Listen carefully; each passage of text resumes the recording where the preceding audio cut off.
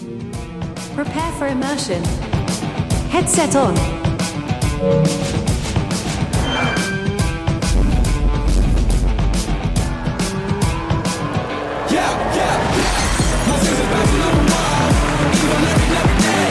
That's Mario Wonder, Meulen, founder and design consultant. Everyone, let's welcome Mario to stage. Keep clapping for the next speaker. It's going back because we're not clapping. Hello, UXINDIA.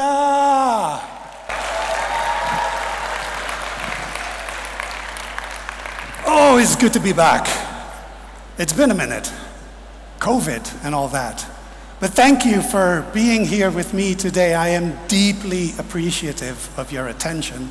In fact, I want to start off with giving you guys my standing ovation. Here I go. This is for all of you. Hey, let's be generous. Let's all give each other a standing ovation. Come on, let's get up.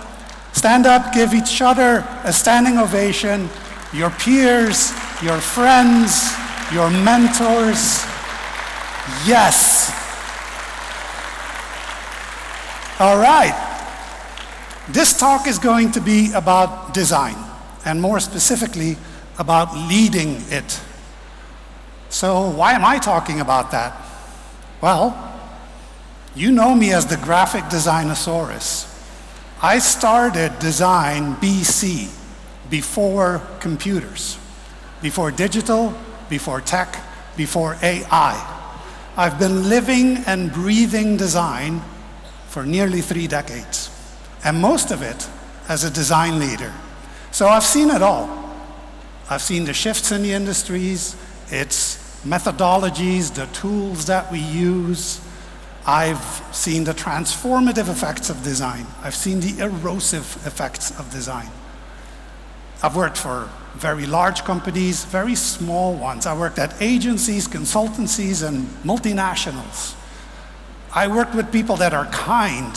I worked with people that are rude, the arrogant, the indifferent, the introverts, the extroverts, the whole gamut. And over the course of the years, I've developed a bit of a reputation of being what they call a C-suite whisperer, a design politician.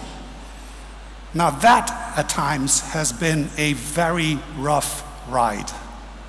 Despite all that, I have not lost my passion. I have not lost my soul. I'm a leader of design by intent and by purpose. And I want more of us. No, I want all of us to be that too. And so today, what I want to share with you is 5 key insights that I've learned about doing design, and I'm going to talk about 3 tools that will help you lead it without you losing your soul. Shall we dive in? Yeah? I'm going to start with the first insight, perhaps the most profound one. How you design designs you. I'm going to say this again. How you perform your act as a designer is shaping the designer that you are. And now you're thinking about all those discussions that you have, all those arguments, those meetings, those misunderstandings, and the successes, the small ones, the big ones. They all mold you into the designer that you are. And quite often, we look for our design to mirror our values, to mirror our ambition. And so that means that every time we design, we bring tension to that. Because let's face it, this work that we do, the role that we have, it's not a walk in the park, is it? This could leave you battered and bruised emotionally. It can be a very relentless and chaotic ride, and it can make you think, what the hell was I thinking to begin with? I cannot make a difference.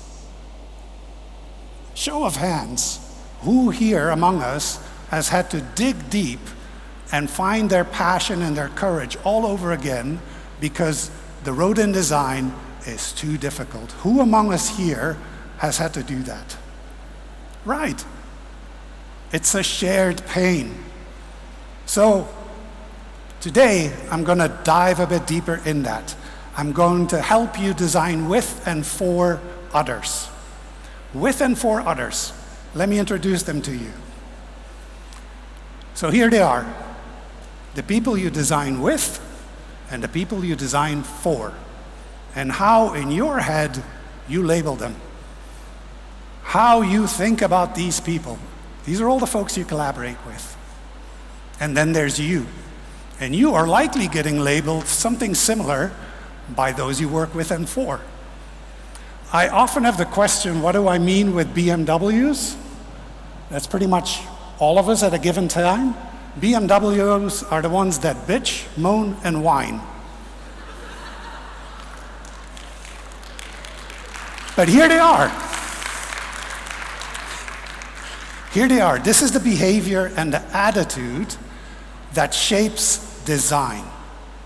It's these attitudes, these behaviors, these mindsets that consultancies and agencies and companies bring together in the hope that we, the talented individuals, will give them design magic.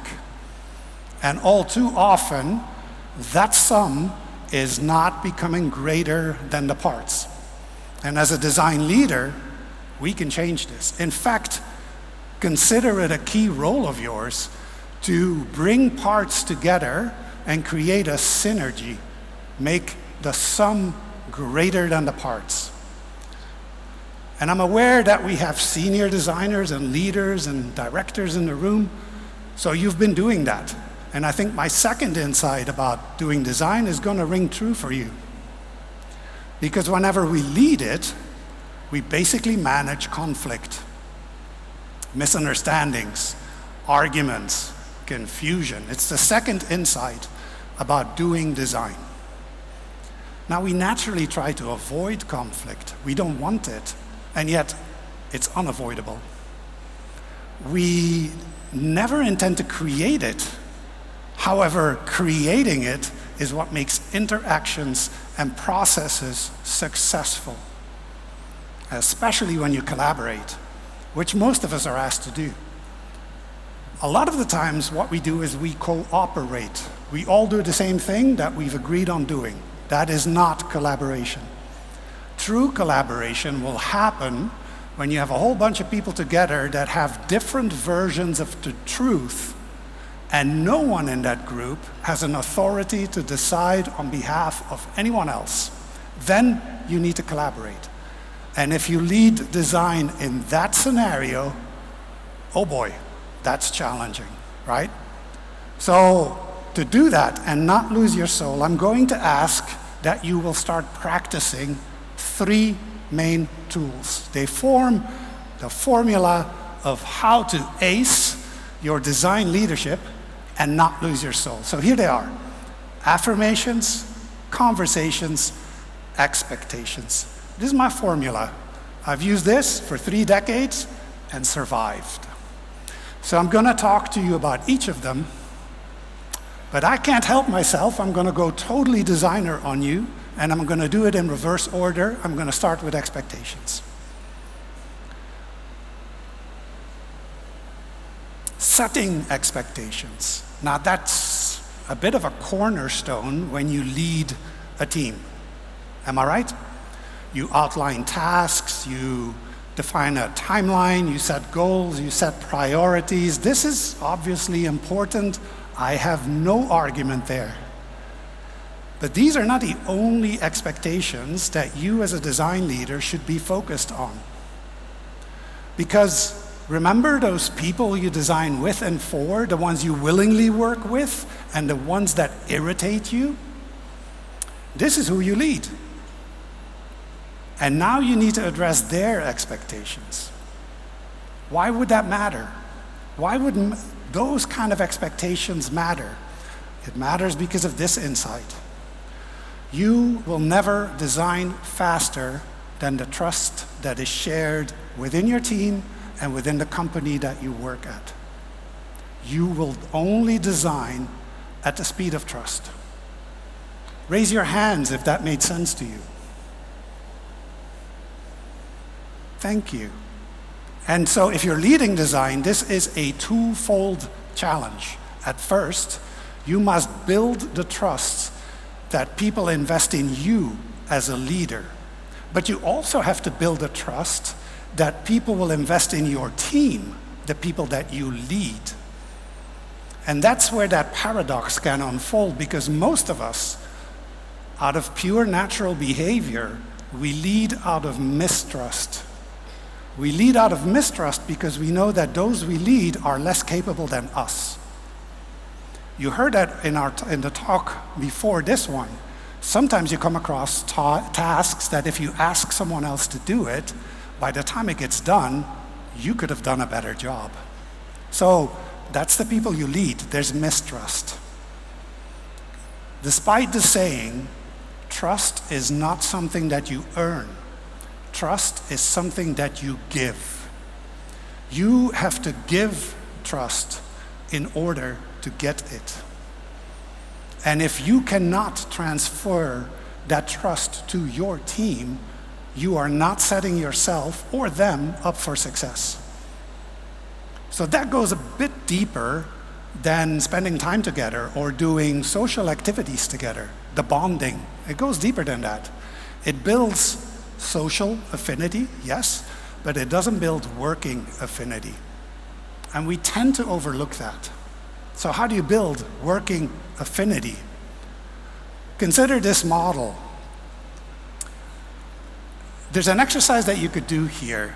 We visualize the 4 dimensions of doing design. We are producing, we are ideating, we are operating, and we are innovating. And if you start to draw out what the current capabilities are that you or others have, what the aspired ones are that you have, and what the expected ones are that others hold, you start to see gaps. One of my most important roles as a design leader is that I help my team become in a state where they work more intentionally so that they can control their circumstances rather than be slapped around by them. And if I need to build trust outside my team, that people have confidence in my team, it starts with building the trust within it. And that starts by addressing assumed and unspoken expectations. If you map these out, and I guarantee you they are not what you think they will be with your team, if you map them out, you see gaps in where people are, where they want to be, and where you need them to be. Those gaps I call the zone of suffering. Dramatic, I know. The zone of suffering between what you expect and what is expected. The bigger the distance, the bigger the suffering. The less trust you have in yourself, in others, the slower the design progresses, the more you lose your soul.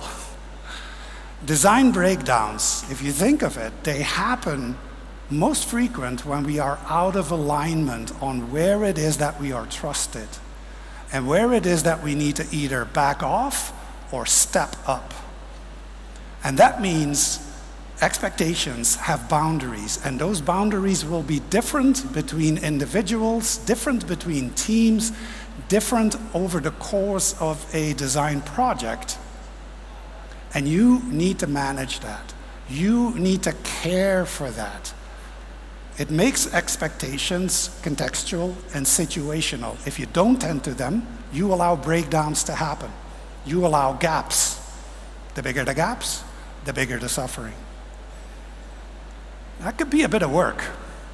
And it's volatile work, because one misunderstanding, one misstep, and trust is flatlined.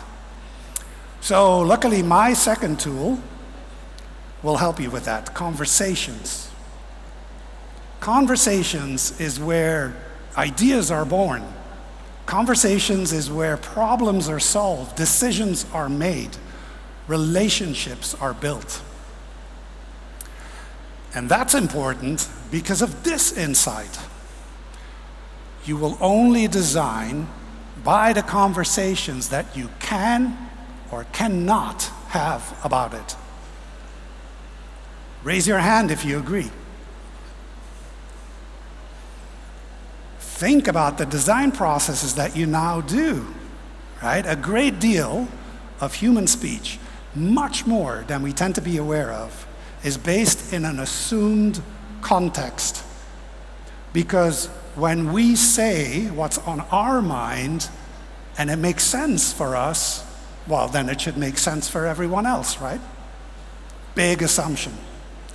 And so much like assumed expectations is building that zone of suffering, assumed context in your conversations is holding the design back. It's not allowing us to reach our full potential. And so with this talk, and as of today, I would like to invite you to start exploring your conversation habits, your listening skills. How do you engage with others? Your design is shaped by that. The output you create collectively is poor because you had poor conversations about it. You had misunderstandings. You had disagreement. If you improve your conversation techniques, you will improve your designs. And where you could start is with this framework. This was a bit of a game changer for me. This is visualizing the dynamics of working conversations. And these can either be one way, they're just directed at you, you're being told what to do, or they're two ways. You're interacting, you're giving something back and you're receiving something. One-way conversations always look to dominate, and they are typically competitive. But we don't need them to be competitive.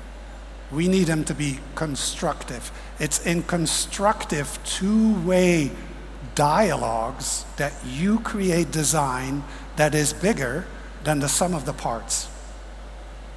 And your skill in shifting conversations from the non-productive to the productive, from the competitive to the constructive, that you do through provocation. And if you do that as a design leader, you are now a facilitator, an enabler. You make change happen. You shift. And we are taught and told and educated that creating conflict is bad. Don't do that. You should not provoke. That is not helpful. In my experience, the opposite is true. If we as designers fail to create creative conflict, fail to provoke, then what we do is business as usual, status quo, and we deliver design we don't believe in. And if I need to tell you that if you're in a scenario where you're doing design that you don't believe in, you should not expect your customer to do that for you. Create the skill, create the techniques, explore how you need to shift non-productive, competitive conversations to dialogues. Great design only happens through dialogues. Great design only happens by having the right culture. Having a culture where conflict is healthy, where ideas can be challenged, diverse opinions are heard and are valued, and no one is offended and no one feels diminished by it. Now then, in such a culture where everyone's opinion needs to be valued, how do you defend yours? How do you assure that your stance survives in such a culture? That's my third tool. Affirmations is the key. Affirmations will help you navigate that landscape of disagreement and commitment and decisions and alignment. And in my experience, here is where most of us struggle. Here is where it's becoming very vulnerable for us. Because knowing how to set expectations and knowing how to shift to dialogues doesn't just mean that you think and you listen differently. It also means that you allow yourself to believe in other possibilities, to believe in something you cannot see, and give yourself the trust for that. It's letting go of other beliefs.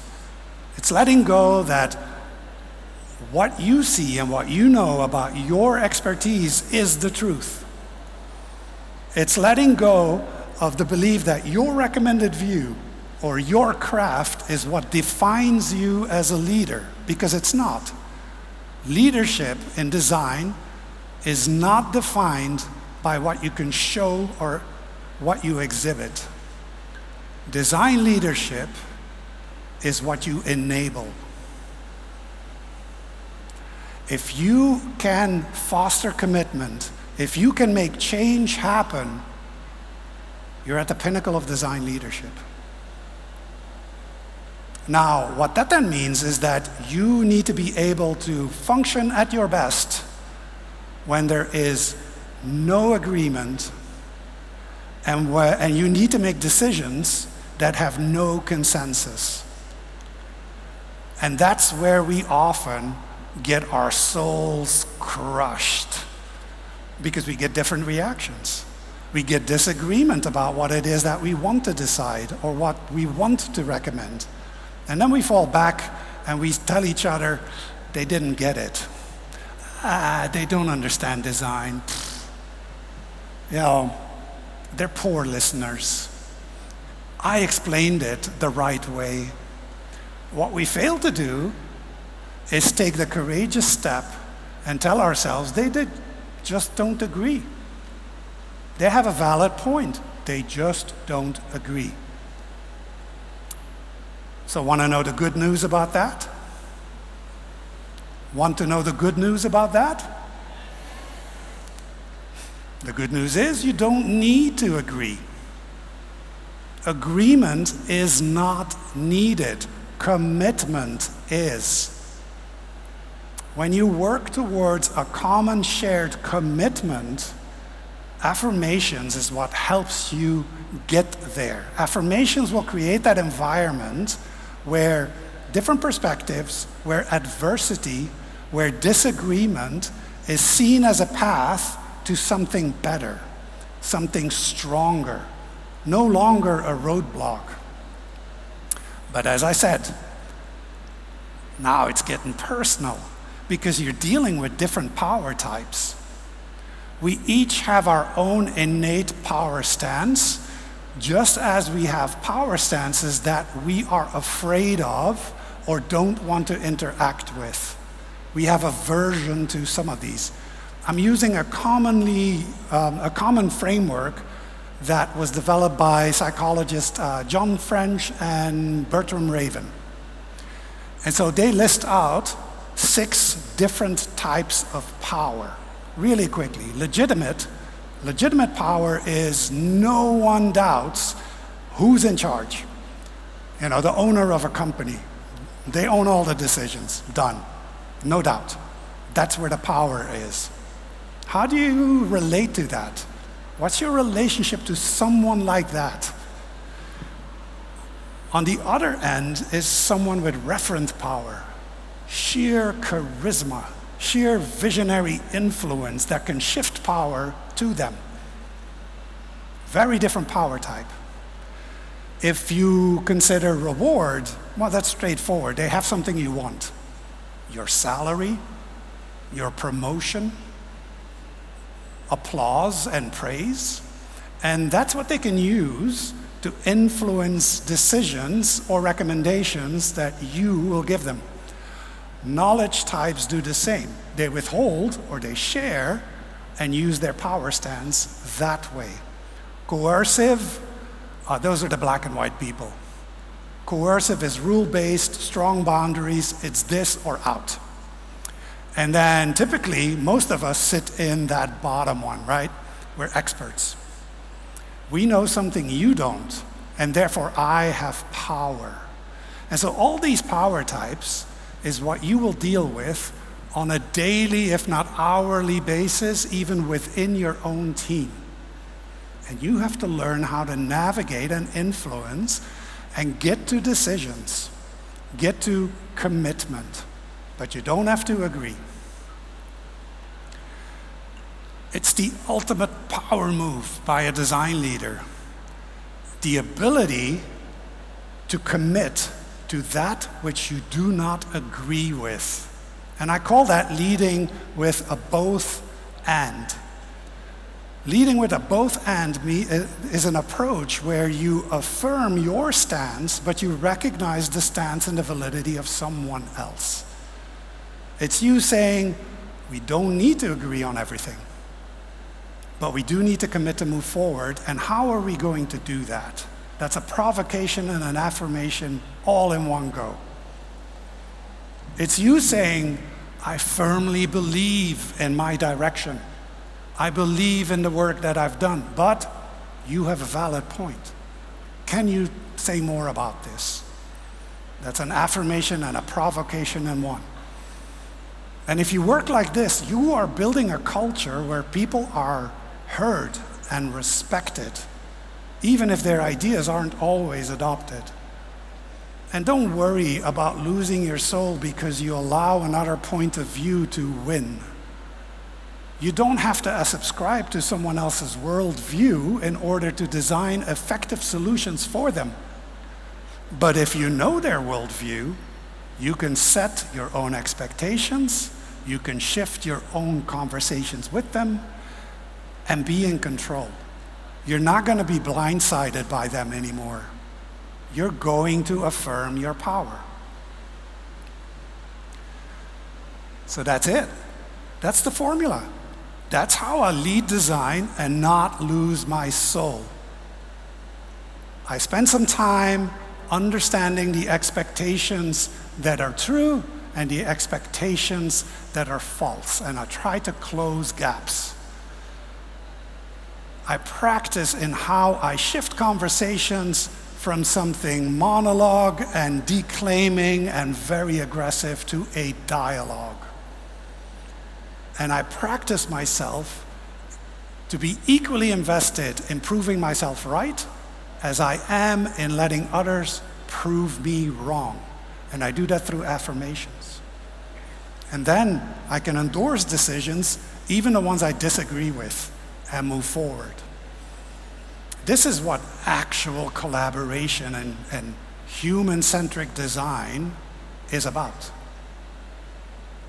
We tend to focus a lot on our end user and our customer, and we forget that we are humans that design for other humans.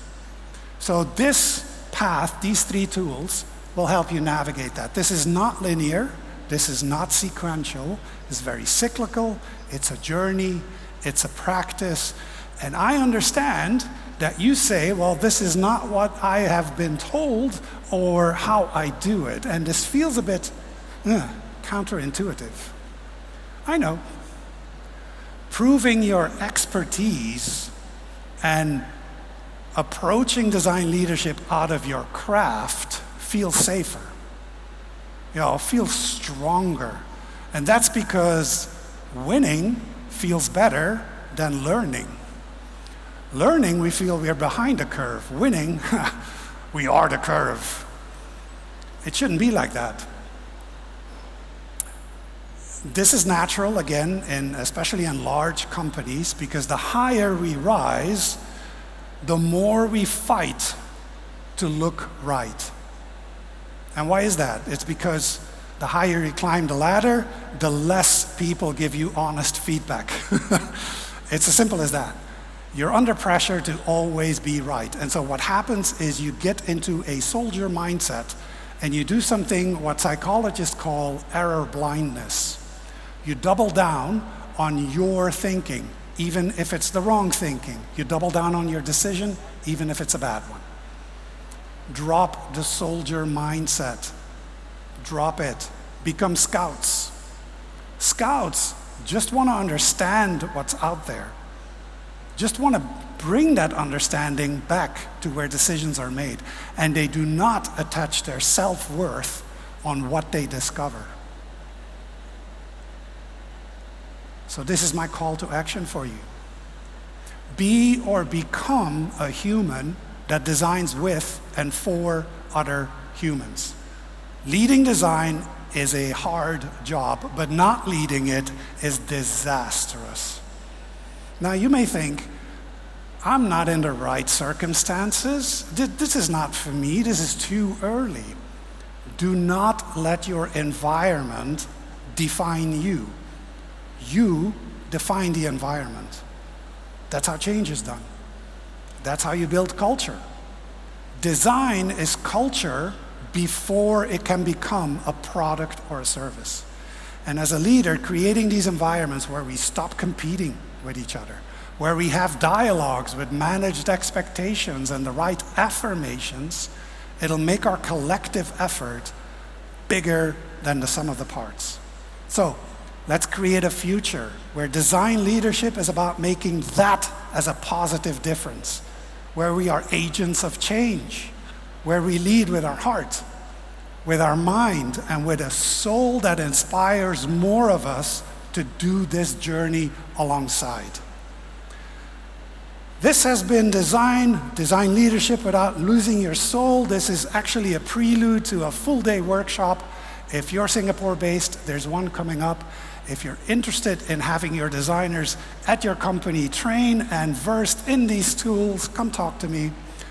And if you want to know different ways of thinking about innovation, I am doing a shameless self-promotion about the book I wrote. But UX India, you have been a wonderful audience. Thank you. Let's be humans that design with and for other humans. Thank you so much.